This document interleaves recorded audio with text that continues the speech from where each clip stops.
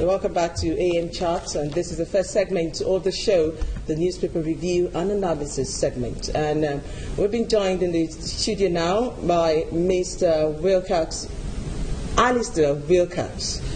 Did I get that right now? Yeah. And he corrected me and said, you're a political analyst. He said, yes, but I am first of all an accountant. So he is an accountant and a political analyst. You're welcome to the program, Mr. Wilcox. Thank you very much. It's nice good to have you here. I've seen some very ravishing, beautiful Keep talking. Okay, yeah. You guys were blunt when you started. So allow me also the luxury of being blunt. Okay.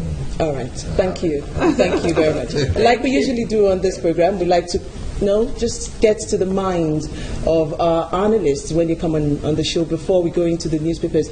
Now, with all the things that's going on in Nigeria at this moment, with all the things our government are saying, the back and forth from everybody from the Senate, what is going on in your mind right now? What is the state of the nation? How do you think it is vis-a-vis how you thought it should be? There's light at the end of the tunnel. I'm seeing that. You're so positive. You're very positive. I'm not just positive. I am optimistic. Now, what have you seen? On what premise, on what basis are you seeing that light shining at the end of the tunnel? Because nothing has really changed from the old order. Rather, what we're seeing is a departure from the old order and working towards a new order. Now, issues have been over-exaggerated in our climate. See, most of this that we are doing, Nigeria is a country that has run on sentiment for too long, and we'll keep that sentiment. We seem to forget quickly yesterday. It's like childbirth. We are women. You must have given birth. The moment the baby is, when during the labor, the pain and everything is so harsh. I am told. I don't know. But the moment the baby is out, you don't mind hugging your husband again for the next day. So you forgot. So we always forget yesterday. Today we're saying no light, no food, no water, no everything. Have we had light, food, water in the past? Over 30 years. We've never. If we have ever had, everything's expensive. The economy is broken down. Since I was born, we always say it's never been enough. Go to the market, everything is high. So sometimes we exaggerate these things, because it gives me worry, and that is why I need to be. Any for I try to instill confidence in the people. Okay. Leave the news. Leave the euphoria. Everything is bad. Everything has gone bad. Everything is bad. There's no that. But one thing we should understand is that things that will be better, because some of the actions that have been taken now by governments, it's like going to the foundation to reroute the foundation. You want to, it's either if you want to now restore this building, either you pull it down completely, or if you want to do structural reforms. I'm sure this studio might be there have been inconvenience, the light may not work, the AC may not work, your offices, you might need to leave your offices and carry yourself in one small place because they are working. So these are what we are facing now. Those temporary dislocations, which will get worse before it gets better. It gets better. But the fact is, I'm so optimistic that I'm not just wishing or hoping that I'm seeing the light. I know, because by the time a lot of these actions begin to take shape. Like for instance, this fuel subsidy. Maybe if there's a newspaper, I will share my experience. All right. This fuel subsidy, this fuel issue. We've never had fuel in this country ever since. It's always been this way. Okay. But I tell you, with what the government said they are doing, I'm not in government, but what they say they are doing, which I've analyzed, I think we are getting to the end of having this perennial scarcity. There is light at the end of the tunnel, he says. Okay. So on that positive note, we'll go into the news papers and we'll review and analyze it. I'll start. I have the Guardian newspaper, I have the Nigerian Tribune, the New Telegraph, and finally the Daily Trust newspaper. I have the Punch, the Nation, the Authority, and the Sun newspaper. All right, so I'm going to kick it off with the Guardian. And the first headline says, how government plans to end fuel crisis as black market booms. With the riders, 75 million naira worth of productive hours wasted in fuel queues daily. A chamber puts MSME's loss at over 30 billion naira. And on page 37, the burden of learning overseas, leaning on lean forex. 300 abducted children still missing 1 year after. For the riders, Human Rights Watch decries government silence. And group says Chibok girls a child's play. That story continues from the front page onto page 6. Budget details out in 2 weeks. But the rider, federal legislature says no politics in delay. That story continues on page 6. And search for life on Moon, Mars, Planet 9 advances. And on top of the rider, we have police seal off Kogi House over Assembly. National Assembly takes over soon. That's it on the Guardian newspaper this morning. Mr. Alistair, we're going to go into the fuel crisis later on in the show, so probably we'll just talk about it briefly. Yes. Black market has come back. That's what they in full force. In full force. Yes, everywhere. Women are into it. Children, everyone. The other day I was at the police station last week when it was not this bad. I was at the police station and there are these women that came. Understand? They came from Bar Beach with loads. I asked, "Madam, do you have a car? Do you have generators?" Like, you see the struggle because I mean that it was relatively okay. So I think it's a failure of system and desperation of the people. See, this scarcity would not have been this bad if the attitude of Nigerians towards some of these things are not positive. Now everyone want to run. If you need it, you don't need it. You want to store. The moment you had Kachiku said it will not, the thing will last out till May. And according to myself, he was joking. I don't know if he was joking truly, but everybody, we have this rush attitude, and everybody just want to go there and grab, and just So if this kind of statement was made, maybe in Ghana or somewhere, nobody will panic. If I see it, I take it. If I don't see it, life goes on. And let me tell you, I travel over the weekend, over the holiday, and I will tell you for free that if you cross, let's cross Djibouti, you will find fuel in every. I went to the east. I went by road. I spent my Xmas in Oka, Owerri, and then Port Harcourt. I counted from Oka to Port Harcourt. I counted 280 filling stations within all the villages and hamlets and everywhere that I passed through. Up to Port Harcourt that had fuel with nobody buying. Why? The price is officially 150 naira. And it's available. It's just there. In all the hamlets I passed through from Oka, in the whole of Oka, people are it's just there. Nobody is buying. Now, the question, how come all the private filling stations had fuel, but the oil majors, Total, Oando, and none of them had fuel? That's the question Nigeria should ask. And how come people will deliberately put 150 as that is boldly 150 liters official price they are selling their and there's a DPRO, there's an NNPC, I counted 218 filling stations. I was very, very meticulous in my count, and I can tell you where they are located. In Owerri main town, they are selling 145. I snapped a lot of them, and I posted on my. In your own opinion, do you think if we make the official price 150, between 150 or 40 naira and 150 naira, would it ease? It will not ease. By the time then the black market, in Lagos, then the black market will go to 300 naira. You see, but would it not be available? It will not. Look, right now there is fuel availability. It's just a diversion. And the panic buying. But why would people panic buy? That's what he's saying. That is a Nigerian factor. That's causing the problem. On last week, Thursday, I bought fuel on Wednesday. There was no. This class has not started. Was that it was just. I still have that because I didn't drive out because I traveled, and that's what I'm still using. I bought fuel on Wednesday, fill my tank, and that's what I'm still using till now. So, but you see, a lot of people will go to the station, the minute they hear, even if your tank is at quarter full, you still want to go back and spend hours and fill up. The panic buying is too much. The panic, as a cross Ijebode, there's fuel. And you find the attendants sleeping on their pump. So who is diverting this fuel to the private stations, and why is it that people are not checking what the private stations are doing? Because the fuels are available there. So we have an expert who may be helping us answer all these questions this morning, and I know he's listening and he's getting ready for us. Okay, we're moving on now to the Punch this morning, and the headline says APC PDP senators set to clash over Saraki's seat. Did you hear that, girl? Yeah, I did. APC PDP senators said to clash over Saraki's seat. I wonder why. That story continues on page 2. And above the masthead, AFCC probes 100 pro-Jonathan groups over 320 million naira funds. Police seal Kogi Assembly Complex. Another story, Shell under probe in Italy over $1.1 billion Nigerian scandal. All the way in Italy. We have more of that story on page 27. And protest as naval men kill 3 in Arepo.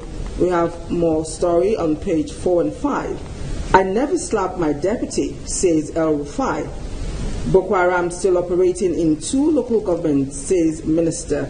Finally, Ekiti Assembly members flee to Ibadan. We have more story on page 19. We have so much story trending here on the front page of the Punch newspaper. Let us talk some politics, talking about the Ekiti Assembly. There's been so much story coming from Ekiti lately. Yes. And now we hear that they are all fleeing to Ibadan. I wonder why. The Igbo adage says, when you cook for a community, they will finish it. But when the community cooks for you, there's never enough. You can't finish it. No, if you cook for a community, they will finish it. They will eat up the food and act for more. But when the community cook for you, the whole community gather to cook for you. You can finish it. Right now, the Ekiti governor has been cooking for the country, and the country has been eating it. Now the country wants to cook for him to eat. There's no hiding place. You see, the truth of the matter is, I'm not advocating for lawlessness. But sincerely speaking, when a highly placed government like that of like Governor Fayose begins to insult his office, insult his people, make rampaging comment about the president, physical attack, physical abuse, and everything. He's fortunate. He did it. He didn't do it half of this to Obasanjo, and he knew that he ran away to the government house in a beetle. No, so nobody wants a lawlessness in the country. But instead speaking, government also has the capacity to tame anybody that continues to be out of line. And I think this is like cooking back for Fayose to eat. He's as he remembers now, not running helter skelter, because they are all part and parcel of it. And anyway, some of this might also be trying to whip up sentiments, because there's no official word from the DSS or from the police. Maybe they just want to whip up sentiments and play. But some would argue that Fayose, being in the opposition, has always wanted to just continuously be that voice of opposition and continuously criticize the president's government. When you're a governor, you don't start doing the work of the party PRO. Party PRO seem to be incarcerated. No, but the party has structure. They have a deputy. They have everything. And nobody seems to be talking. And he seems to be the only one. Then you don't assume the role that you don't have. You are in government to govern the kitty. You understand? Not in government to antagonize the president. But in healthy politics, should you determine where your opposition is coming from? What I'm saying is, if it's healthy, you are free to always bring the issues. And when you begin to insult, to tag everything, for instance, what happened in River State? He said it is Buhari that caused it. What happened anywhere? Buhari is unintelligent. Budget. You've not done a kitty budget. You are thinking of national budget. Are you not supposed to be bothered about the kitty budget? You are thinking of national budget and all whatnot. So are you the only PDP governor? PDP still have about 11, 12 governors. You're not the only one. Okay. So I want to quickly talk about there was a headline in Saraki and APC. Yes. And now I read the story, and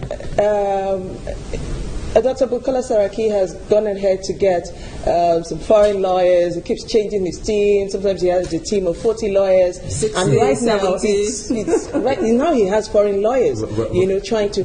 I understand the plight, that, okay, he's fighting for his life, as it were. Yes. But there is a bigger picture. Yes. There is that seat. And right now, if the PDP are trying to jostle for that seat, what should the APC do? What should he do as the Senate President? Bukola Saraki is like the devil and the deep blue sea, or a man that has a sexy flyer to stroke him or something, so which way? But somehow the APC can call Bukola Saraki's bluff.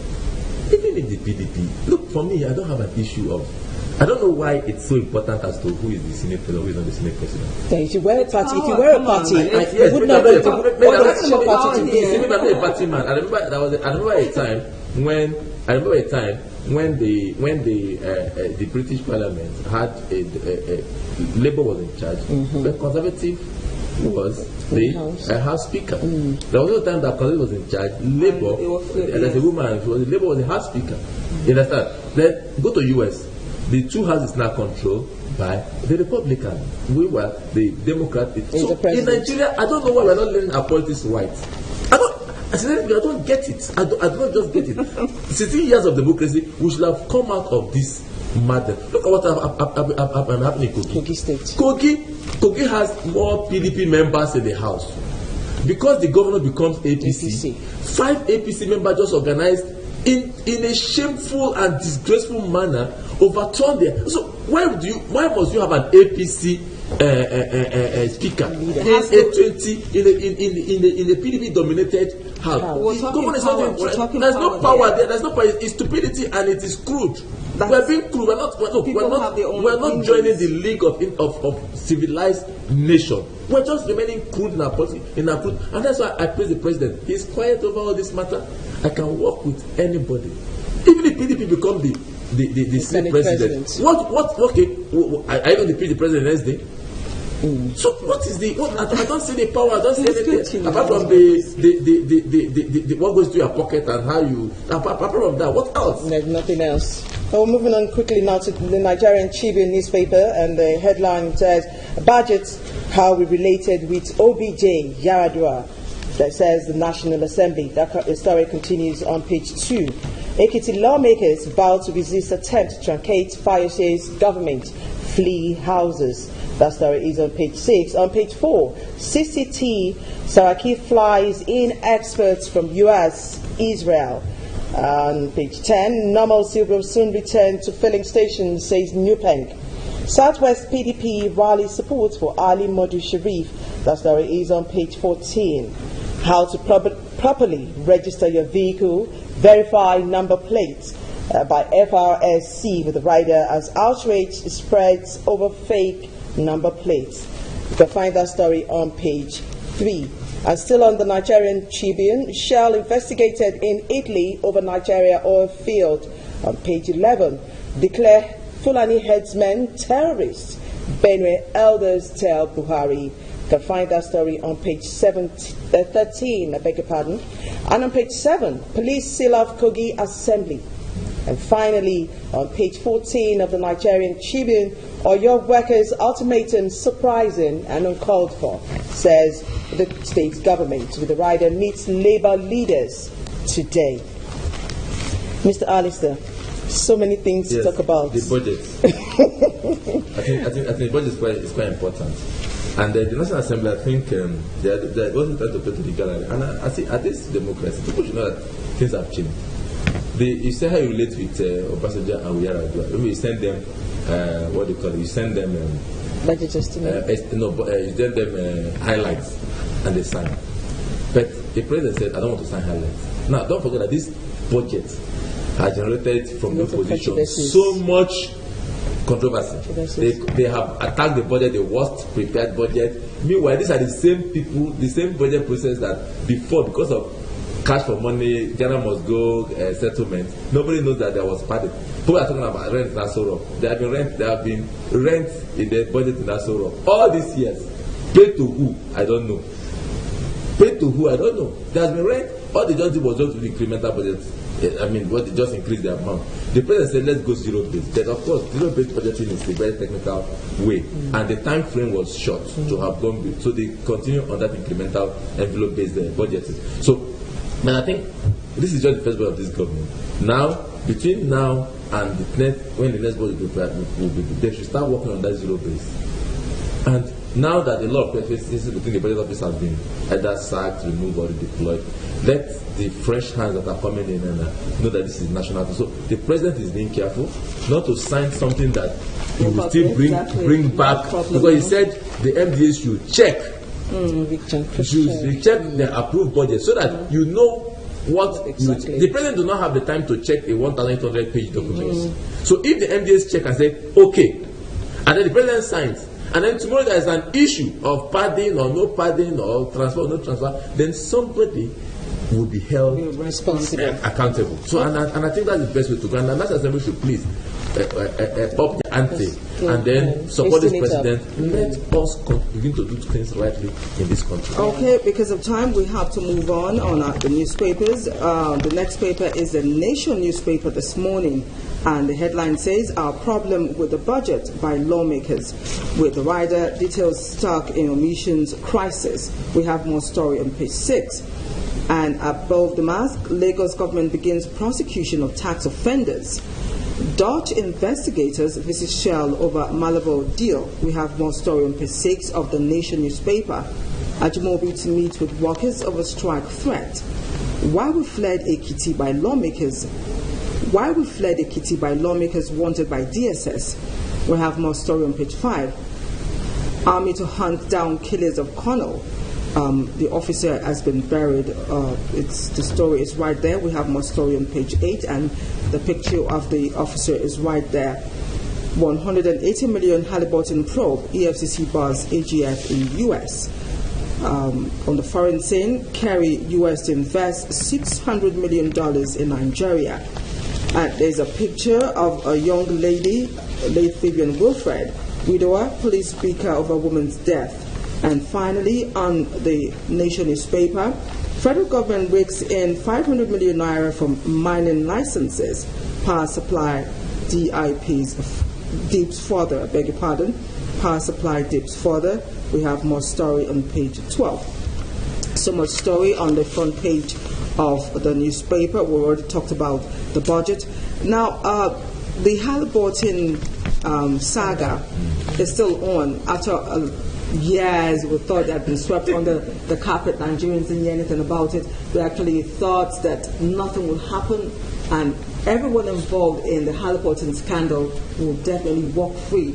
But we woke up one morning, and right now it is back on the pages of the papers. It is back in our consciousness. And this morning we just seen that 180 million Halliburton probe is still on, and the EFCC boss AGF in US. What do you think will be the final play out? Well, it depends on the political will. Those who are involved in this Halliburton has always been those who are close to CEOs in government and all whatnot, and it's like quite a number of hands are soiled in that Halliburton saga. But if the present crop of the present crop of sheriffs in town now are not involved, then they might have the political will to go the hope of to connect those who are involved. And this Halliburton and Malibu. Malibu has continued to remain a sore point in our... But the fact that the Dutch investigators are going into it, does that give you any hope? The Dutch has always investigated. It is not the first time they've already been investigating. Now, for me, what is really the difficulty in getting Malibu off the shelf, and a lot of people have paid fine on Malibu, and they still want to pay more fine. A lot of people have been a lot of people have lost their job over Malibu. Over even this Halliburton. The U.S. end has been completely sorted out. People have lost their job, people have been jailed, people have been funded, companies have been made to pay fine and all. The U.S. end has been sorted out, but the Nigerian end refused to be sorted out because of interest and those who are in the process of those involved in the case. These are simple things that we need to begin to wrap our. And when they say the president keep traveling, I think the president needs to do more travel because our image is battered. Completely battered. And I think people should be praising the president for finding himself among the committee of world leaders now. Because unlike before, like in the last past 6 years of a Jonathan administration, it was not good. Nigeria was like a parent state.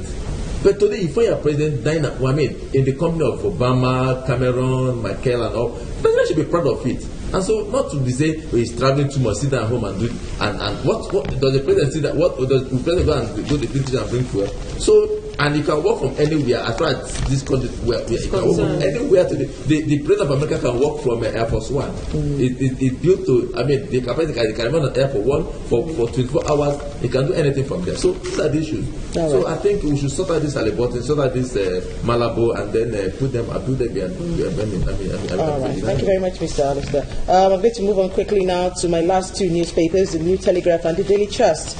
We'll take them together. And the first headline on the New Telegraph newspaper is CCT trial. Saraki hires U.S. Israeli experts. With the rider, PDP senators vow to produce Senate President if. And reps to Buhari sign budgets without detail. With the rider, no, you must send details, says the presidency. That story continues on page 3. And on page 7, in the health section of the New Telegraph newspaper, new birth control method for men underway. I think that's a good one. Cameroon hands over suspected suicide bombers to Nigeria. That story is on page 3. On page 4, slain army colonel buried in Kaduna. On page 9, recovered 5 million naira, 2 bankers in police custody. And on page 9, again, sergeant sleeps with colleague's wife, dies in a hotel. And finally, in the New Telegraph newspaper, U.S., Nigeria to be among the top 10 global economies. And moving on quickly now to the Daily Trust newspaper. Budget details ready in 2 weeks, says the National Assembly. Arepo residents accuse Navy of death of 3. That story continues on page 10. 500 billion naira fund will lift many out of poverty, says Mohammed. That story continues on page 3 too. And then we have the very sad picture of the funeral of Colonel Inusa, who was buried yesterday, and with the caption, how 3 kids found Colonel Inusa's body. May his soul rest in peace. Security agents hold Shiite possession in Katsina. That story is on page 4. Racketeering hits Lagos depots as fuel scarcity worsens. That story is on page 17. And finally, in the newspaper, New Daily Trust newspaper, police sergeant dies in a Lagos hotel. That story is on page 12. Anyway. Yes, the Authority newspaper is the next newspaper, the Authority. It says outrage as federal government abandons 140 billion naira second Niger bridge. With the rider, Buhari should order Julius Berger back to site, says stakeholders. And above the masthead, Southeast farmers herdsmen clash. Security agencies are partial, says Senator Orji. We have more story on page 4. National Assembly Presidency Bika over 2016 budget. More story on page 2. Dalong NFF to decide Siasia's fate Tuesday. And finally, on the Authority this morning, whistleblowers accuse Auditor General of fraud. And finally, on the Daily Sun newspaper, 30 billion naira fallout of fuel scarcity, 30 billion naira gone in 1 month, with 2 riders. Businesses, Nigerians groan. PPPRA leadership squabble cause of crisis, says Pengerson. More story on page 6 of the Daily Sun newspaper. Innocent signs MOU with Air Force to produce warplane spare parts.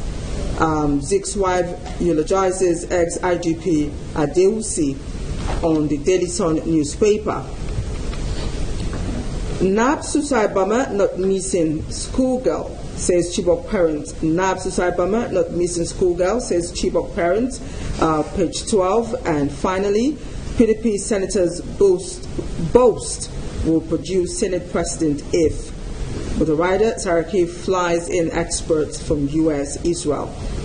We have more story on page 8 of the Daily Sun newspaper. So that is all we have on the papers this morning. We want to thank our analysts for coming. We've been speaking with our friend in the house, Alistair Wilcox. Thank you so much for coming. Thank you very much. And I wish that I could wait. He has a lot of money to import lawyers from abroad. He has made so much and has so much, so he can afford to bring them from anywhere. So I wish him well, but let him just go to CCT and leave all this run around and clear his name. Okay. All right. Thank you so much for coming. Thank you very much. The program continues after this break. We'll be back with a studio discussion. Stay with us.